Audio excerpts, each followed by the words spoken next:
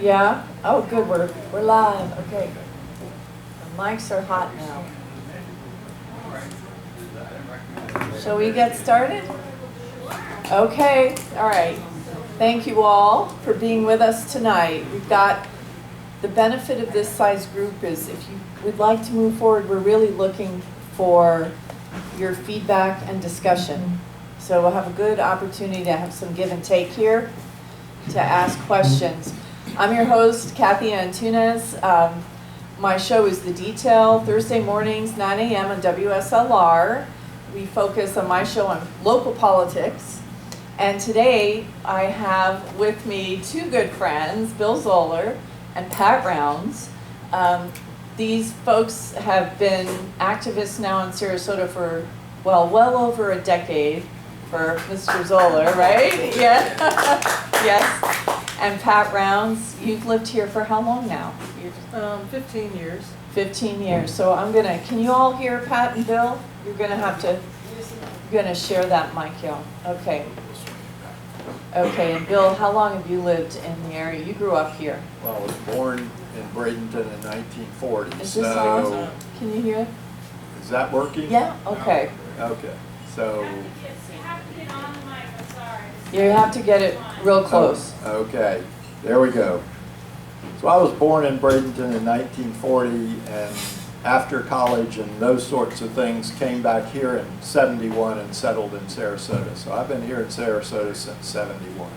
And Pat, you're from the I am from the Washington, D.C. area, and I moved down here in 2005, so 15 years. And before that, you had been coming regularly for vacation? Yes, vacations since the mid-'70s, so I've seen Sarasota County change a lot, as many of you probably have too.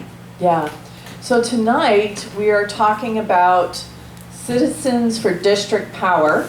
This is a new group that you all have created, and you've got up here, knowledge plus action equals power, but the impetus for your creating this group was born out of single-member districts in Sarasota County. That's a fair assessment? Yes. Okay. Absolutely. All right, so let's go ahead. I'm going to, Pat, this is really your slideshow, but let's go on to the next one, and you all can talk about the overview here. We wanted to give you kind of an overview, because while we're focused on single-member districts and what we can do now that we have direct representation at the district level by our county commissioners, we have the power to really change this county if we take advantage of this opportunity. But single-member districts doesn't exist in isolation. We have a whole history of stuff that's going on in this county, at the very least since I've lived here, if not longer. And so we wanted to kind of put everything into context.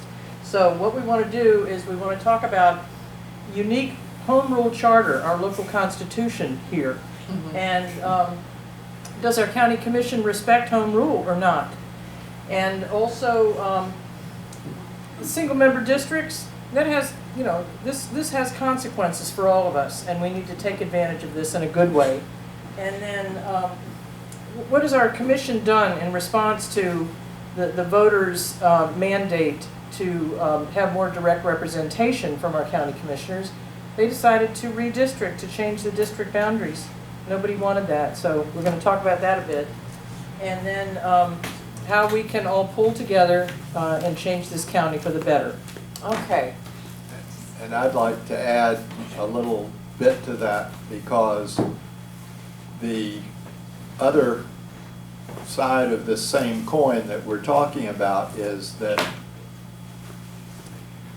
Sarasota County has the charter that Pat mentioned, and the charter means that we citizens can actually initiate petitions to amend the charter, as opposed to a county that does not have a charter. And there are only 20 charters out of Florida's 67 that have charters, home rule. Counties, there's or only counties, 20 counties, yes, yeah, that have counties. it. Mm-hmm.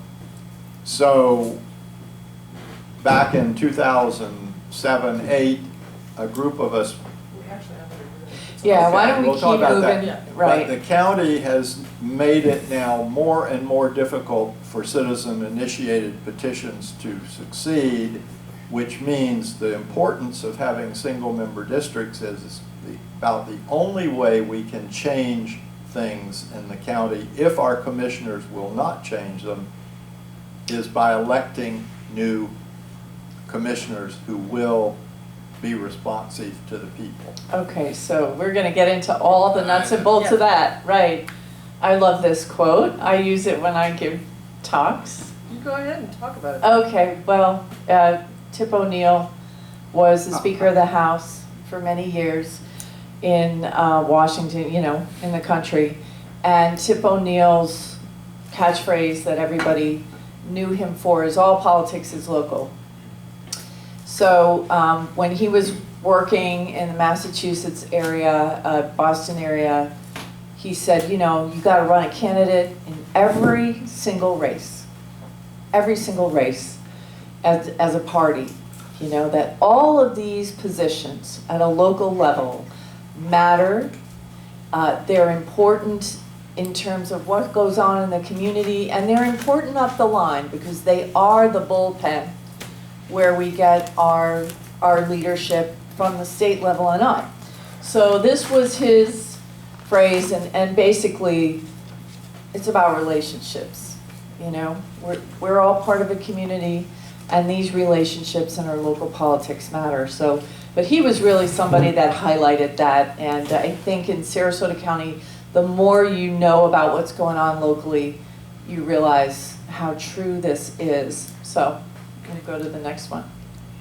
Go ahead. I'm going to, Pat, why don't you talk about the county charter? Because you had the, Glenna, what was the, Go back one, Glenna. go back one? Yeah, okay. This is what Bill was talking about. Our county charter is essentially our local constitution. And we've had a lot of power to change things for the better here with this home rule that we have. Go ahead, forward. As Bill was saying, our local constitution in the past could be changed in several ways, through several ways. The county commission could simply writes an ordinance. So 3 out of 5 of them have to decide certain issue, goes on the ballot. They can hold a special election if they want, or they can wait to the general election. But it's just 3 people out of 5 make a decision about putting an ordinance on the ballot. And that's an amendment to the Yes. charter. Yes. So these are the 3 ways we can amend our charter. And the charter is pretty much the Mac Daddy document for our local government. Right. You know, it is the local constitution. So Right. one way is the county commission decides, as they have in the past, and they have a meeting, and they can just do it. Say, That's right. we're putting this on the agenda, we're going to talk about it, and then if 3 out of the 5 decide the amendment is going to move forward, it goes on the ballot of the next election or a special election. That's right. For us to approve. For the voters to amend the local constitution. Yeah, so that's one way. We have a charter review board that essentially can do the same thing. It's a bigger group, but that they can write up an amendment to our charter and put that on the ballot. And then the third way has been, and it hasn't been used that often, and you'll see the different spans of time, but citizens can essentially put an amendment on the ballot too and change the way things run in this county. You have to do it by petition. In the past, you were getting 5% of all the registered voters, which in 2018 was 15,000 signatures, 5%. It's tough to do. I don't know how many of you have done petitions before, tried to gather petitions. Yes, many of you have. It is not easy, okay? So to get 15,000 valid petitions takes time and a lot of effort. And then your issue can go on the ballot. So we've had this citizen opportunity through Home Rule to do that. And then the commission in the past had been structured in an at-large design, meaning that while we have 5 commissioners, they all had to live in one of the 5 districts in our county, we all voted for them. We voted for every single one of them. Basically, They lived in a district, but they really didn't answer to the district. They could essentially do nothing for their district. And it wouldn't matter because they had 4 other districts they could go to for votes in the past. But now, as of November 2018, that's different. Our county commission is elected, will be elected by district, and so you have the power, depending on which district you live in, to have a direct impact on who represents us on our county commission. You all want to Okay. add anything? Well, you may get to this in a minute, but Yeah. the 3 commission districts that are up for election in 2020 are 1, 3, and 5. Yeah, and we're gonna show a map of everything. Okay. Okay, here are a number of the amendments that have happened through citizen petition. Before 2000, we had an amendment to recycle in Sarasota County. When the commissioners refused to do it. The commissioners refused to do recycling for Sarasota County, and so one woman spearheaded the movement to collect the required number at that time of petitions, got it on the ballot, and we approved it, and that's the only reason Sarasota has mandatory recycling. Wow, okay. Citizen power. That was, you would think not a controversial See, issue. years went by, if you're looking at the calendar up there, the years, and then we had, by petition, the opportunity to switch from touchscreen voting to paper ballots. And despite the fact that the county commission opposed that too, and actually filed a lawsuit to prevent it from getting on the ballot, citizens in this county overwhelmingly approved it. And then you go 10 years. Well, hang on, Go ahead. because I want to, so once it was approved, paper ballots, which you would, you know, after what happened in 2000 with the presidential election and just the phrase for that movement locally was paper, not vapor. You know, they wanted to have a paper trail. The county litigated against it after it was passed as well, didn't they? Yeah, to a lesser extent. There's some fine details of it. Okay. But they basically wanted to keep it from the voters, period. Yeah. And that failed. So And then it became, the whole state followed suit. Right. In So- 2006, this was passed in Sarasota County. There was actually a controversy that happened during that election that had to do with electronic voting. It was a gigantic mess. The U.S. House of Representatives race between Vern Buchanan and Christine Jennings. There were a lot of missing votes Yeah, because that it was electronic voting. My So- precinct. So, very upsetting, yeah. What happened was that was a huge mess. It went to Congress, and Charlie Crist at the time was the governor of Florida. So the following year, in 2007, he banned electronic voting from Florida. So that's why we have paper ballots in all 67 counties since 2007. So again, it just shows that the efforts at a local level, it was a prototype for the rest of the state. What we do here matters, and what Sarasota County has accomplished has gone viral, so to speak, statewide. So the next one. And then we've gotten a little bit ahead, but you can see that the county commission has not favored any of these initiatives that voters have put on the ballot, including the ones that were on the ballot in 2018. 2 had to do with parks area, reopen Beach Road, and the 3rd one had to do with direct representation, single-member districts for county commissioners. Mhm. And a resounding no from our elected representatives to all of these initiatives. Yeah, And the other ones we did in 2007, the sensible growth ones, which were 2 amendments. One, to make it a for supermajority. increasing density or intensity in the comp plan, it would take a supermajority of the commission. In other words, 4 out of the 5 instead of 3. And the other one was to move the urban services area boundary, which separates supposedly the rural from the urban area.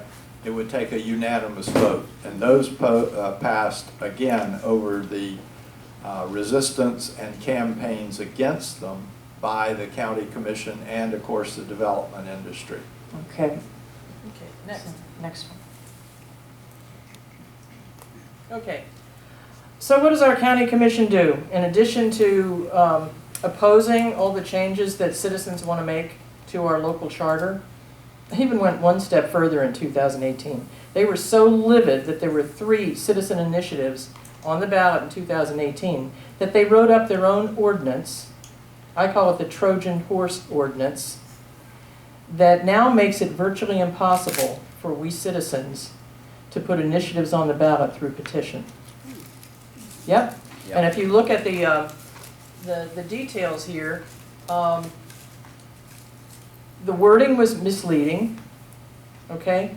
If people don't know how many voters there are in Sarasota County, most people don't, okay? There are about 330,000. If you increase the number of valid signatures you need from 5 to 10%, that doesn't sound like much, right? Yeah, you go 5 to 10%, no big deal. You're increasing the number of signatures you need to get from 15,000 to 30,000. They reduce the amount of time to get signatures. The whole thing is a total disaster. So it was a misleading ordinance. It got passed, people. So, Because I'm going to jump in, because before you needed 5% of registered voters, so it was about 15,000, but there was no time limit. You know, you could, but typically people, it might take a year. Things didn't go on forever. no. But I mean, no. But you had time, but now it's been compressed. First, you double the percentage, right? So Right. it's now 30,000 signatures. That's quite a lot, depending on voter registration, but that's where we are.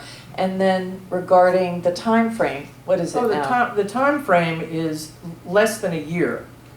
But you've got to jump on it really quickly after an election, right? You have to start the day after the general election, and if you do the math, Yeah, and you're collecting petitions every day, including Sundays, it's like you have to collect about 125 petitions per day in order to make that goal. because there are kind of bookends around the time frame. Right. It's between general elections. Right. And they, you know, the signatures have to come in a certain amount of time before the general election, and all those signatures have to be validated.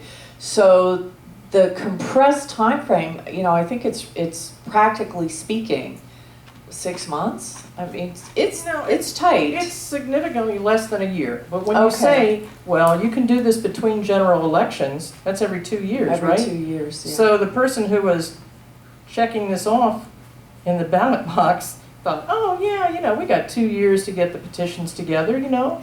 No, that's not how it is at all. It's significantly, Because you have to take yeah, into it's- account. yeah, you've Ballot got to submit design. them, yeah, you've got to submit them at least 8 months before the next general election. Yeah, To be approved. okay. I have Okay. a dumb question. Yeah. Then now this just pertains to county, right, our county charter? Yes. What about amendments to the state? That's not That's our focus. That's not our focus. We're not talking But about if the you- state. And We're- that takes yeah. 700,000 or something. Yeah. Yeah, although But- to your point, Rana, like, it's a very good analogy to think of the amendment process in the county as analogous to the state constitution and the federal constitution. But it's just, They're different, obviously, but to be putting roadblocks in the way to make it harder for citizens. I mean, the Equal Rights Amendment, you know, that takes many years, decades and all that. In Sarasota County, when you consider the compressed time frame and then the increase in number of signatures, this had passed, because here's the thing. This was put on the ballot in August of 2018, okay? And they had been making noise over the years about doing this, and it, you know, for many reasons it didn't go. But the way I view it is, how many people are here in August? Not that many, right? Well, I know you are, Francis, me too, but, okay. So you're at a county commission meeting, they're discussing amendments to the Constitution, which is the local constitution, the charter, which basically make it a lot harder for these pesky amendments that they don't like, right? They talk about it, they vote on it, it passes, and then the electorate you've got a few months as citizens to kind of get the word out that this is a problem. And when it's a run-up to a general election, there's a lot of noise out there and a lot of other issues, and it just, people voted for it against their own interests. And didn't they always also change who could collect signatures? I don't think they changed who could collect. The question was, did they change who can collect signatures? But they have made noise about saying, oh, you know, they have cast aspersions on signature gathering, and well, they were paid, you know, because people did. Talk about limiting it and eliminating paid. You've got to talk signature into the mic. gathering. Yeah, that, There was a thing about eliminating paid signature Yes. gatherers, but I don't know that No, they have made noise about that, but but it yeah. hasn't. Okay, But, so, Ronna, Yeah. your point about what's going on at the state level, Yeah. exactly the same thing is happening now at the state level. Oh, yeah. Okay? And the state level changes are even more draconian than what happened here. Okay? So our democracy is, You know, everything is going to Tallahassee, coming away from it. yes, okay, so, you want to go to the okay, next? yeah. All right, so I think you all understand what single member districts are now. So we have direct representation. Well, let's talk about it briefly. Okay, Let's all right. define it. Again, what we have is 5 districts and 5 commissioners. Each commissioner has to live in a separate district. Each commissioner will now be elected by the people in that district. Only. Of course, only, right.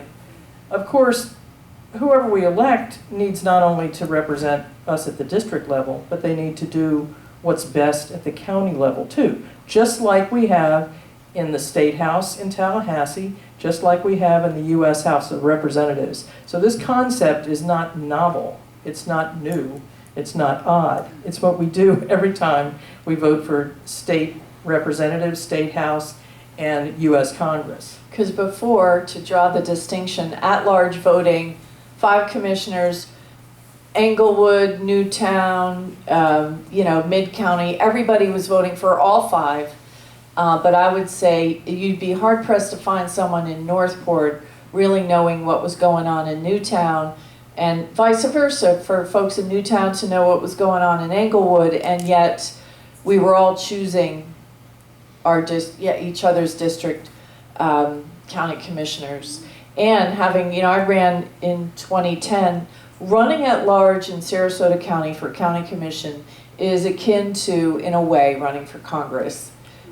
Because you have to cover a population. Here in Sarasota, it's about 400,000. So, you know, a congressional district is more than that. But, you know, 400,000, 500,000, think about it. Should a county commissioner candidate have to be able to have the reach to cover that amount of ground? And the reality is, because of that dynamic, and also because when you're talking about at-large voting, people would just tend to check their party box, and so the Republican Party has the voter registration advantage. In Sarasota County, we've had 50 years of one-party rule, Republican county commissioners, and I would say it's mainly because, you know, I always ask people, can you name your 5 county commissioners? And most people can't, right? Most people in a room, they can't do it. Well, you know, why is that? Well, you're walking into that voting booth and you're checking a party box, and this has led to one-party rule, and if the voter registration were the other way around, you know, it'd be the Democratic Party. So there's this party, bobblehead party vote, and it also favors big money. You know, the campaign contributions and the PAC money involved in local races has greatly advantaged kind of the machine-anointed candidates and has disadvantaged grassroots candidates. With single-member districts, it's a lot more doable to go door to door and not have big money influencing the outcomes. We see this in our city commission races. Big money doesn't win the day. You know, people know a lot more about who's on the ballot, and you also see a more nonpartisan outcomes, mixed outcomes, not just one party. So anyhow, that's what's been going on. Well, I was going to make that comment too about the money, and what that also shows us is the reason that this was so vehemently opposed by the sitting commission, because the development industry money has funded the campaigns of almost all of these commissioners to very large amounts of money, making it almost impossible for someone to compete without those kinds of resources. Absolutely, yeah. So And- the next. And a graphic illustration of what we're talking about, the influence of big money. I wonder how many of you might have gotten mailers back before November 2018 urging you not to vote for single-member districts because that initiative was backed by all the developers. Right?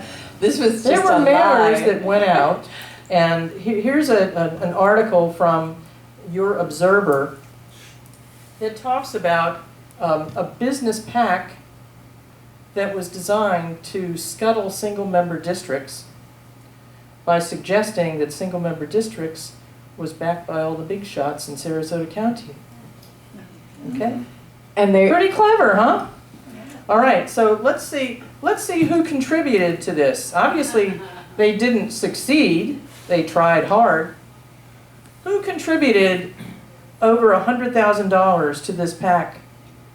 The developers, Argus Foundation, the Sarasota Chamber of Commerce, if you can believe that, and the Gulf Coast Builders Exchange. And I've only put up, you know, some of the people who contributed to this. They tried real hard to make sure that we did not have direct representation here, because they think they have so much to lose. And you know what's funny is that they were trying to leverage their kind of bad reputation and say, oh, these bad developers are behind